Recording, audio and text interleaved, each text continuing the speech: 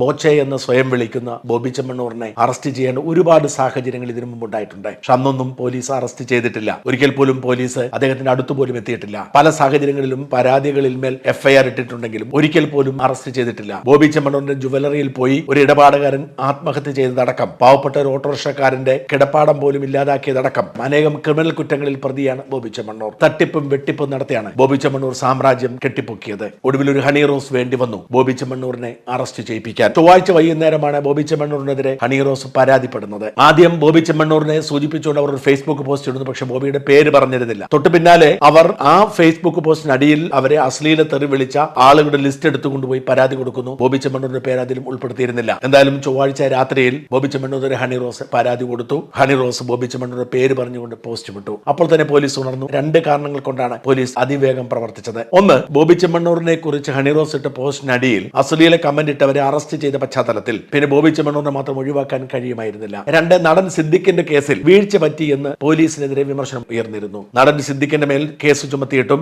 Supreme കോടതി വരെ പോയി മുൻകൂർ ജാമ്യാപേക്ഷ കിട്ടുന്നത് വരെ സിദ്ദിഖിന് അവസരം കൊടുത്തു എന്ന വിമർശനമുണ്ടായിരുന്നു. അത്തരമൊരു പാളിച്ച ഉണ്ടാവാതിരിക്കാൻ ബോബി ചെമ്മണ്ണൂർ മുൻകൂർ ജാമ്യാപേക്ഷ കൊടുക്കുന്നതിന് മുൻപ് തന്നെ അറസ്റ്റ് ചെയ്യാൻ തീരുമാനിച്ചു.